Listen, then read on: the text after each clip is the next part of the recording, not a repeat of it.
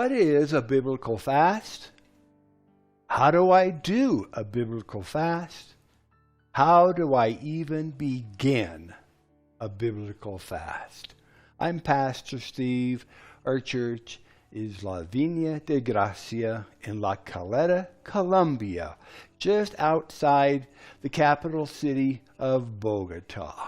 We are in the middle of our 40-day time of prayer and fasting, declaring war in the heavenlies, victory in the earth.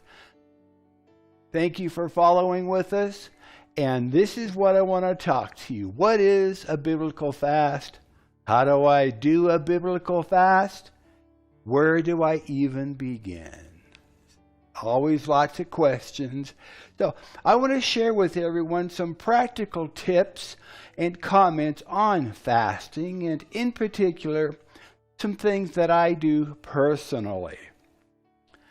I generally have several calendar dates and events that I like to refer to when starting my fasts. I like to start on the first day of a month, and then this makes it very easy for me to know exactly what day of my fast I'm on. In other words, if the date is the 5th of the month, then I know that I'm on my 5th day of fasting. If the date is on the 12th, then I know that I'm on the 12th day of my fast, and so on. I also like to pick a special day or event to begin my fast, especially the longer fasts. Now, I like to start on January 1st.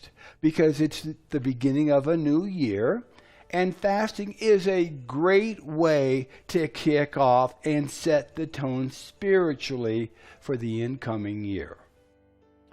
I also like to use my birthday to start my fasting. It is obviously an important date for me, and although it does make it a little more complicated to track the actual days that I have been fasting, you can use any date or special event that makes sense to you. It is more important that you actually begin fasting than it is what day you begin with. Another thing, and this may sound gross or out of place, but even though you are fasting and not eating solid foods, be sure that you remember to brush your teeth regularly, maybe more often than you normally would.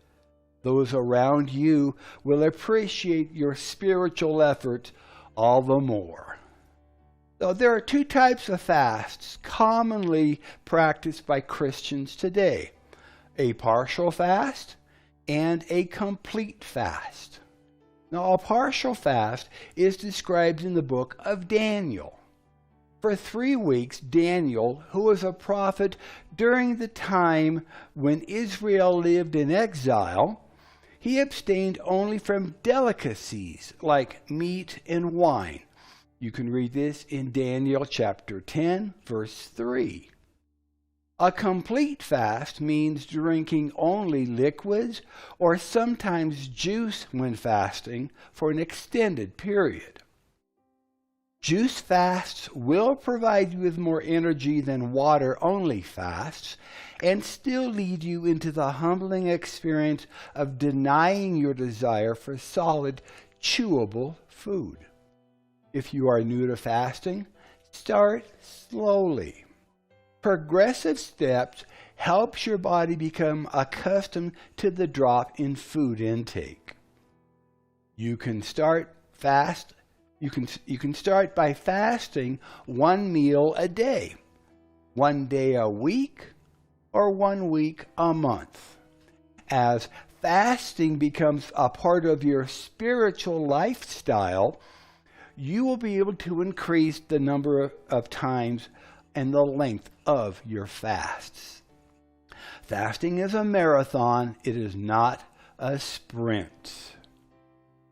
So in preparing for the fast, The normal fast involves abstaining from all forms of food, but not from water, and commonly lasts 24 hours, usually from sunrise to sunrise. If you are fasting for the first time, you might begin by missing a meal or two. Over time, you can build up to a full day or more. Begin by refraining from solid food, but drink liquids. Water is the best, since soft drinks are not good for the digestive system, and coffee and tea stimulate the nervous system.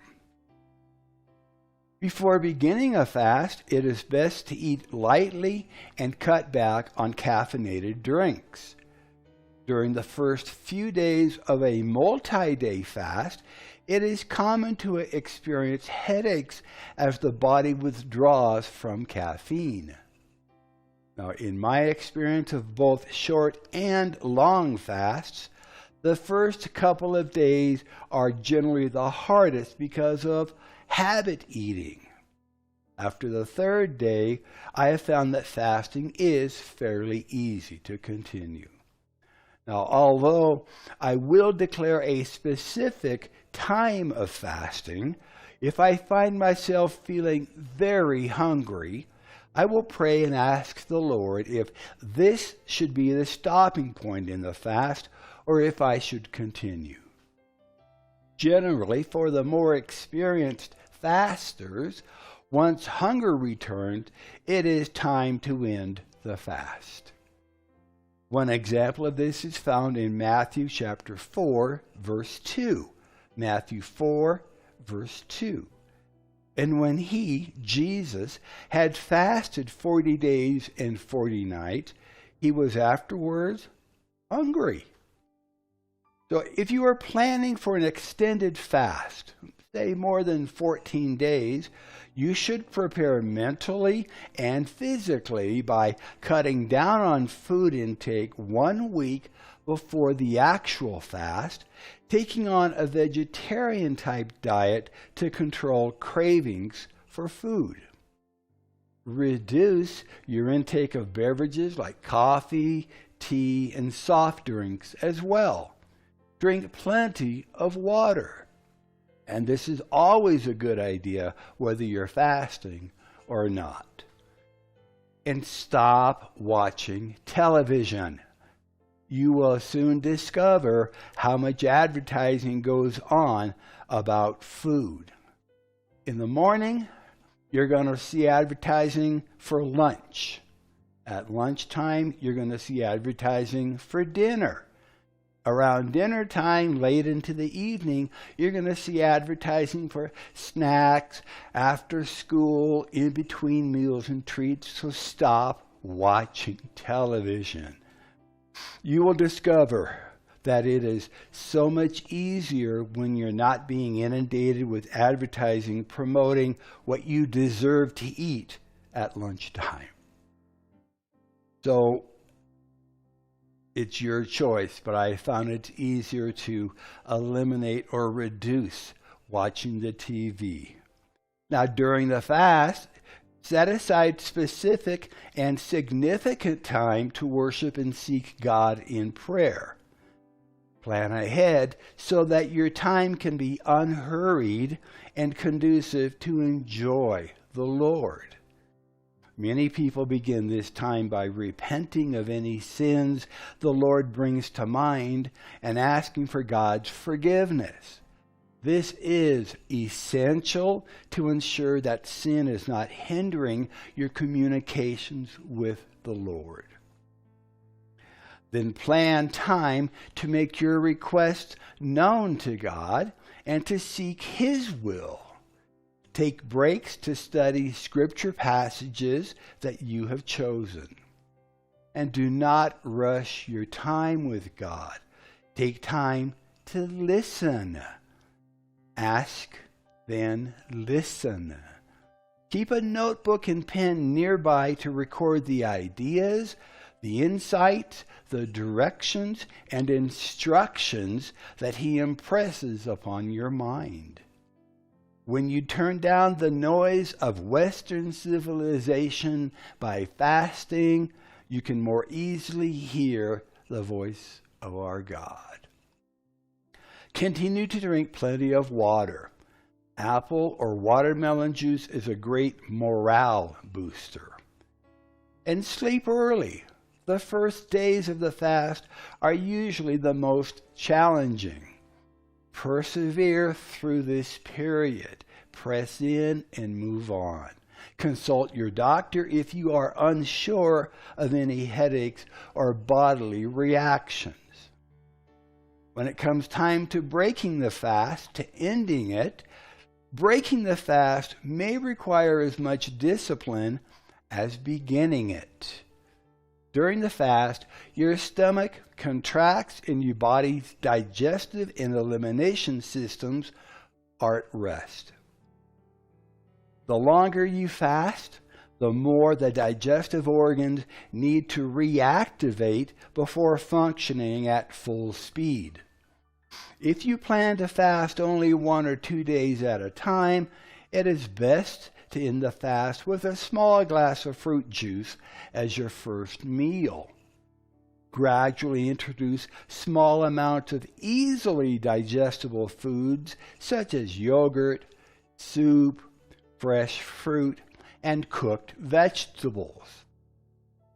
If your fast continues longer than just a few days, you should continue with juices for a day or more before gradually introducing more substantial foods like yogurt, soup, and fruit. And if you can, homemade soup is better than the store-bought canned soup. There's a lot of sodium in what you buy in the stores. That's just a personal preference of mine. Now be sure that you introduce new food in small quantities and that you chew it very well. You should stop eating at the slightest sensation of fullness. If fasting only a few days at a time, ending the fast should be easier. If you have built up to and desire to fast longer, you should consult your physician and review a health book on fasting. Now, according to the Foods and Nutrition Encyclopedia, for healthy individuals, and this is a quote, for healthy individuals, no harm results from short-term fasting. End of the quote. The average person can go without food between 21 and 40 or more days before the body begins to eliminate vital tissue, called starvation. I'm going to read that. I'm going to say that again. The average healthy person can go without food between 21 and 40 or more days before the body begins to eliminate vital tissue. If you have underlying health issues such as pregnancy, anemia, behavioral disorders, or other chronic health problems, you should never fast without consulting a physician first. So, what if you fail at fasting? What if you get partway through and grab a meal? Well, fasting is a marathon, not a sprint. It takes time to build up your spiritual fasting muscles. If you fail to make it through your first fast, don't be discouraged. You may have tried to fast too long the very first time, or you may need to strengthen your understanding and resolve. Keep trying until you do succeed. God will honor you for your faithfulness. There have been times in my fasts that I wanted to go a certain length of time, and I only made it 10 days into it. Just continue, or maybe that's the right time to stop your fast. Start again fresh a week or two later. Pray about it and declare the time. It's not a competition. It is a marathon. God will indeed honor you for your faithfulness. So in conclusion, fasting is a way God's people have humbled themselves before Him for more than 3,000 years. Jesus, David, and many other followers of our God have gone without food for a little while to worship and pray to the one who supplies all of our needs. You will be in good company along your dedicated time of prayer and fasting. Preparation is planning with a purpose. Planning with a purpose is what preparation is all about. If you will set aside a little time and seek the Lord about your reasons for fasting and for how long your fast should be, you will have great success. Start slow and easy, making fasting and prayer a regular part of your spiritual exercise in life. And always ask the Spirit of God to help you when you declare your time of prayer and fasting.